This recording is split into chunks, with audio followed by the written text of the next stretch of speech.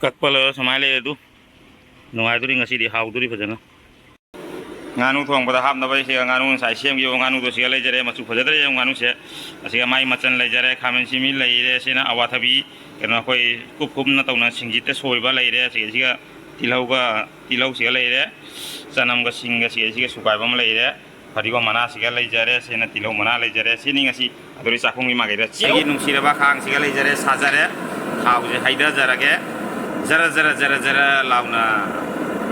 ꯁꯤꯅ ꯌꯥꯔꯅꯤ ꯌꯥꯝ ꯍꯥꯞꯆꯗꯦ ꯈꯥꯡꯁꯦ ꯃꯄꯨꯡ ꯐꯥꯅ ꯁꯥꯔꯕꯅꯤ ꯍꯧꯖꯤꯛꯀꯤ ꯑꯍꯥꯟꯕꯗ ꯍꯥꯞꯇꯣꯏꯁꯦ ꯑꯩꯅ ꯇꯤꯜꯍꯧ ꯍꯥꯞꯆꯔꯦ ꯁꯤꯡꯁꯤꯃ ꯍꯥꯞꯆꯔꯅꯤ ꯁꯤꯡꯒ ꯆꯅꯝꯒ ꯁꯨꯒꯥꯏꯕꯅꯤꯀꯣ ꯃꯆꯨ ꯉꯥꯏꯍꯥꯛ ꯂꯥꯛꯑ ꯃꯇꯨꯡꯗ ꯈꯥꯃꯦꯟ ꯁꯤꯟꯕꯤꯁꯤ ꯍꯥꯞꯆꯟꯖꯔꯅꯤ ngài tì lông mà nãy khang tham gia vào tôi hấp chân lẽ ngài cái awat habi ấy na cái nó tông tham gia vào tôi sinh nó sôi ra cái awat habi tôi hấp chân ra đấy à tôi bây phá chân na khá bây xin na khang sẽ nung xin ra ni hai ta đấy nung xin hắn cái hạt đó nung xin ra cái mỗi cái nung xin pan thùng đúng không uhal lagi mayam đó minit mga mungkin matung damoy bani je phana phá chân na nung xin pan thùng yếu lên làm ấy masla mayam sẽ nung xin pan thùng yếu đấy nung xin pan thùng yếu đấy bani na jin nắp nắp làm nung xin pan thùng yếu làm em nungsi pantung ya udah banina aina ngasai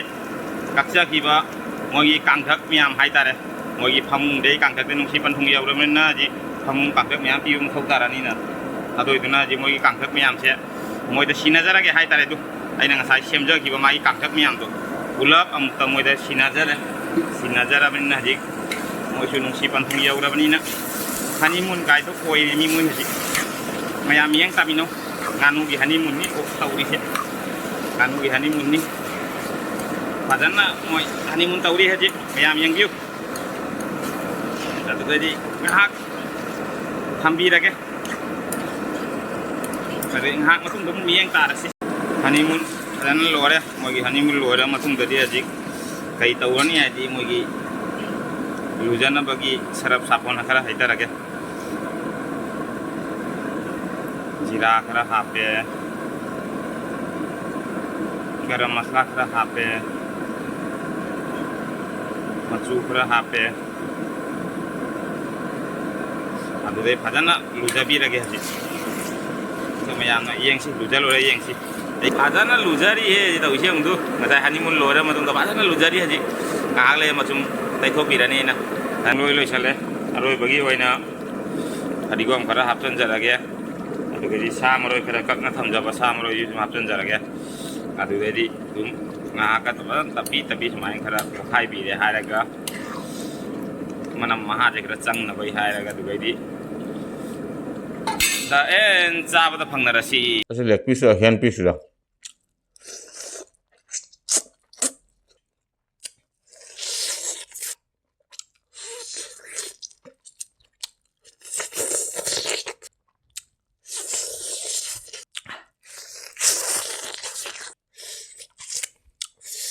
nganu with thun hap ki bani bo thun diba phang de ne bo let's go baby look kit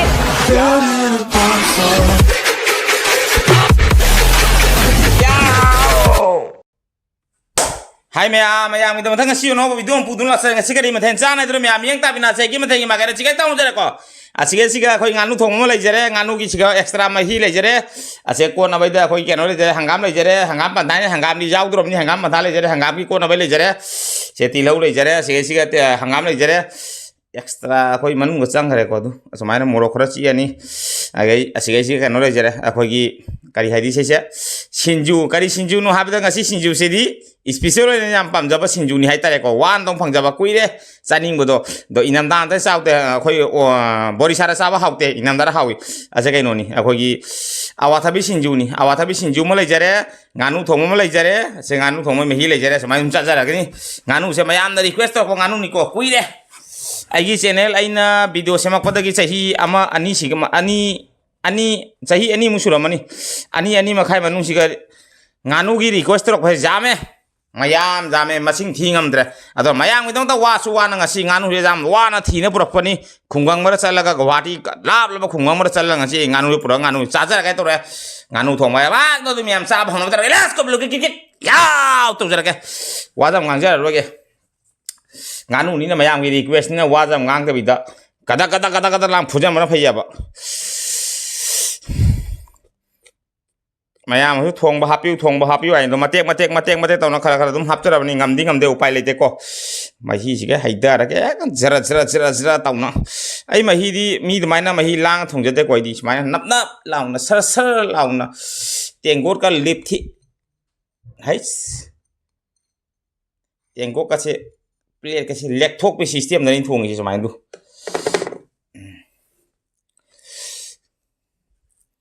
hai pochai singje thamba se khara nuai te don tawri hangam se na ko amutang cha hi cha ra mutung da pa dan phu gai na sek gai na thadat pi thabak taroke nganu ni sa do se tin choli he adu cha ba kam hore taroke adu mi am cha ba no hawno me taroke let's go kit ya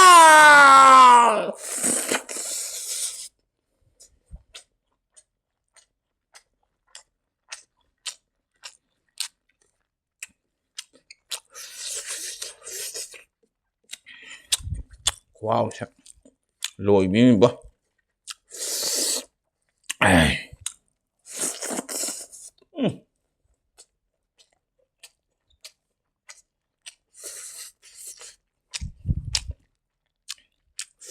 Kasi leg piece là hand piece rồi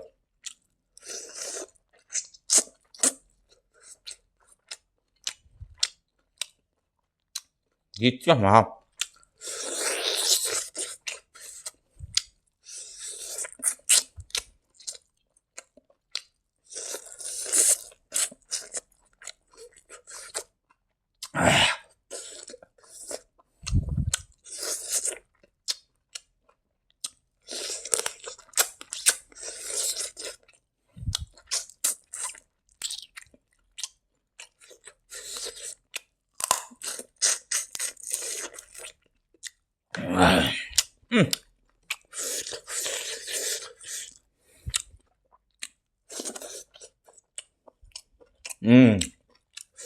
SINGJU xem màu thấy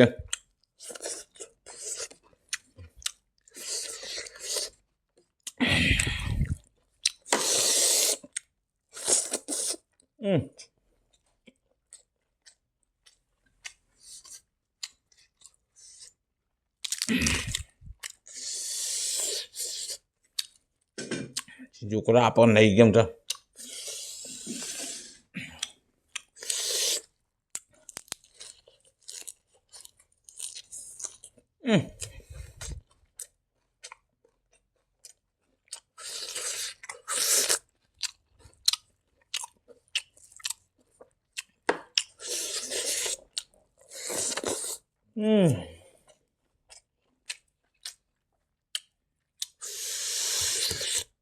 Asyik leg piece ni nganu leg piece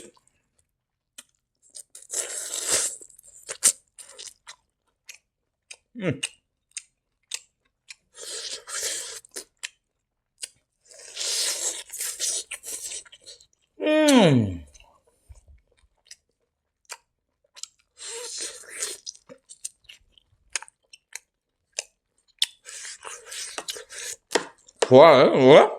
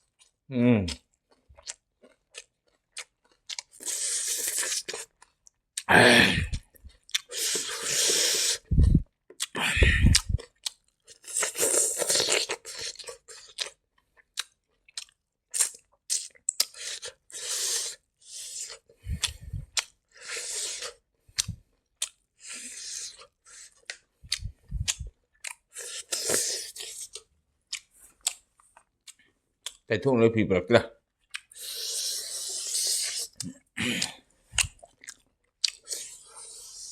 ไปเลยมาคาตานตุ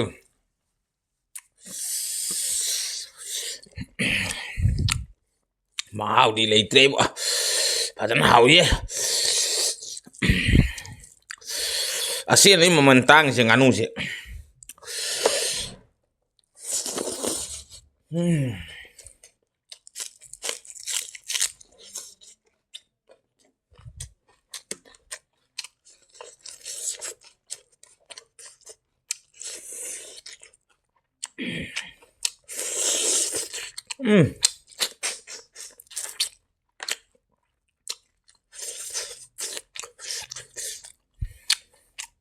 hào cho đi kan juga 5 rujak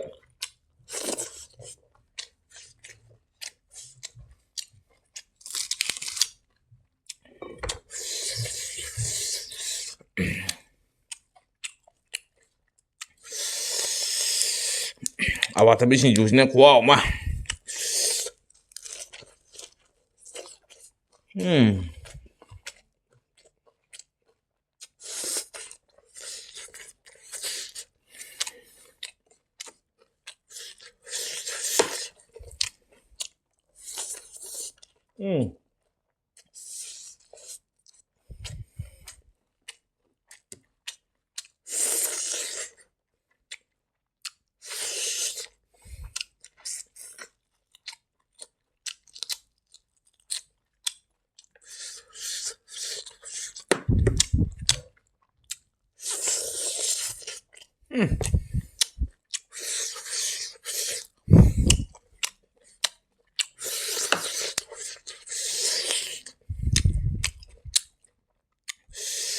sang atin tuh siya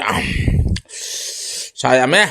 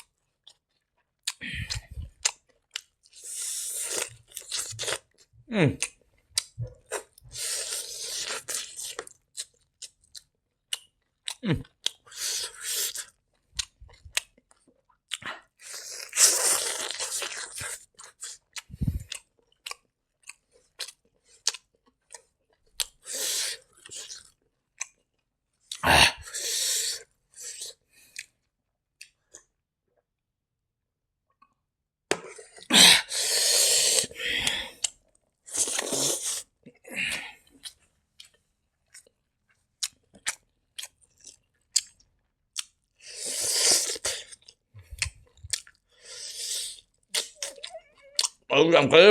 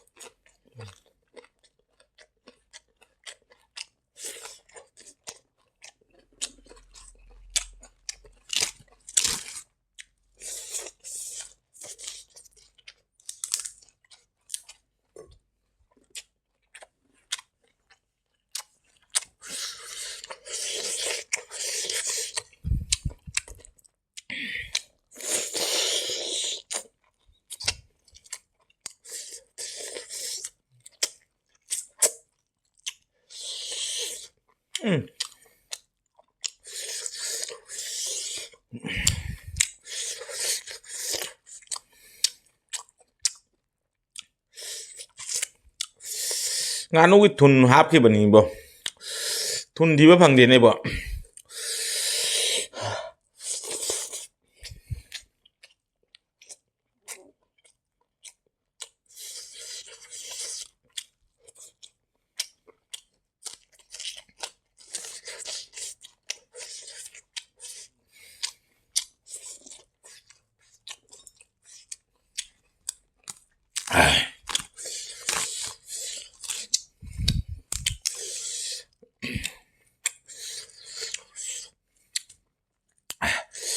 ꯑꯋꯥꯊꯕꯤ ꯁꯤꯡꯖꯨꯗ ꯍꯪꯒꯥꯝꯅ ꯀꯣꯠꯄꯁꯤ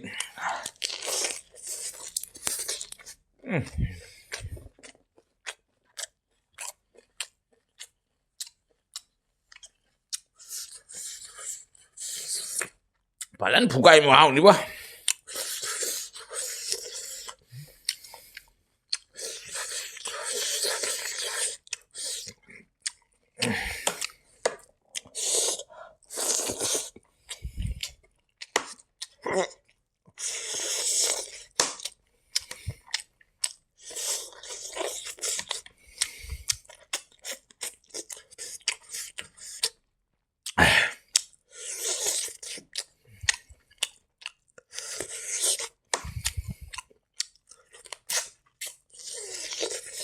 ꯆꯤꯡꯕꯒ ꯇꯥꯗꯦ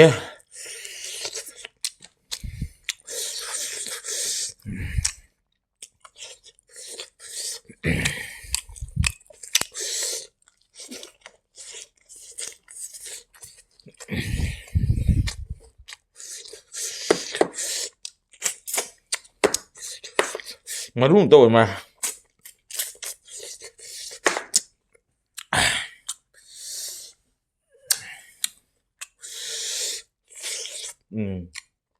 ꯁꯤ ꯃꯇꯨꯡꯗꯨ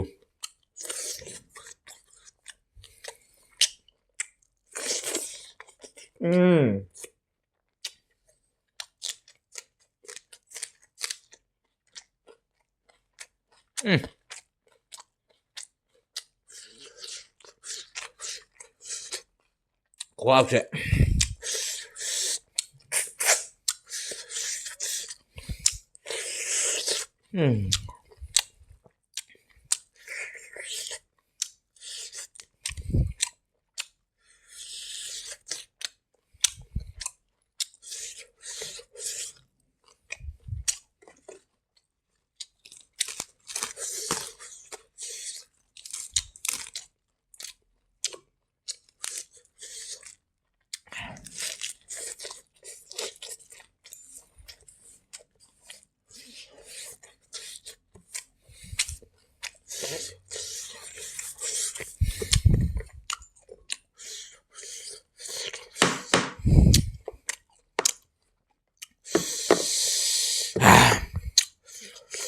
khóa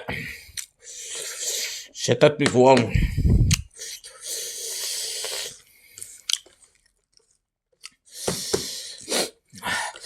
à rất hào ấy à xin đi nè local nganu cái đó marum paling aku chip kia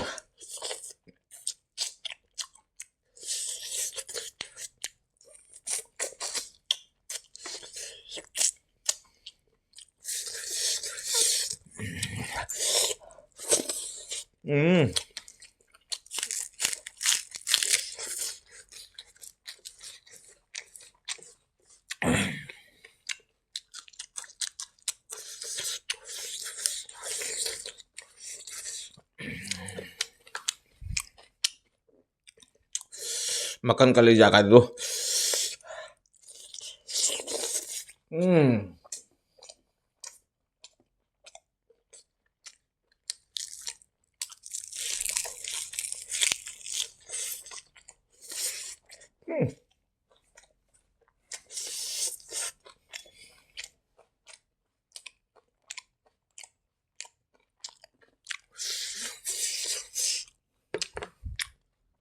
Coba mega.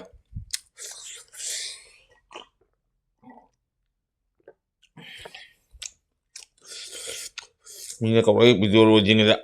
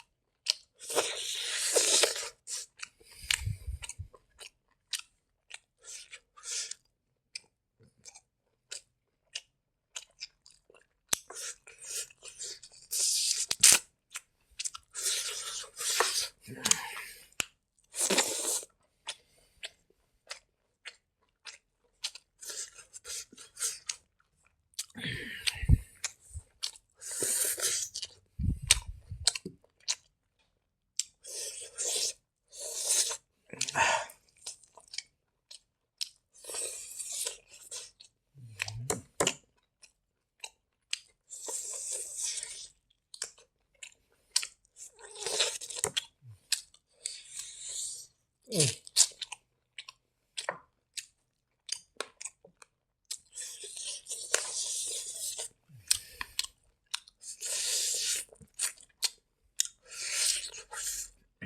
ini dulu. Pangkal lah.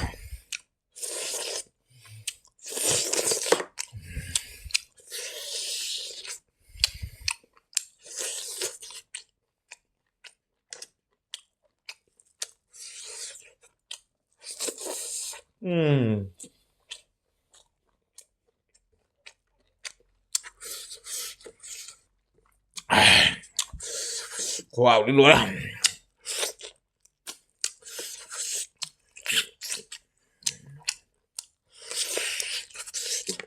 Wah, tinggal tadi ya.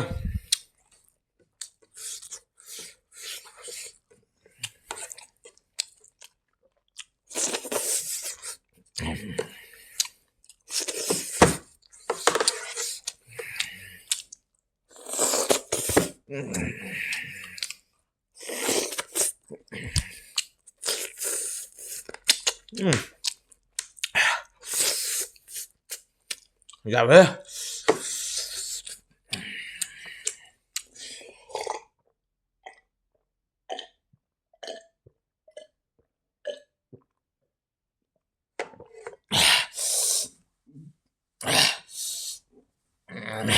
Kali kuau nunggu si kuau sih bah. Aduh memang sab sulu memang matang kita video, sampai terus video, maru ada kali like share komen tombol kau bikin channel sih long cakap channel sih mau subscribe tuh untuk bela kau keteng lalu gua bikin aduh di shopee berarti enggak kira udah tamu di keteng nih kenapa aduh jangan channel subscribe tuh untuk bela kau keteng lalu gua bikin hari yang lejar besi sister brother memang mana ngal tele bengu tak tele memang si video lagi video sih bu sar lalu karena siapa tuh biasa ada memang kadang betul udah dengan sini belum kita lagi next video lupa kasih bye bye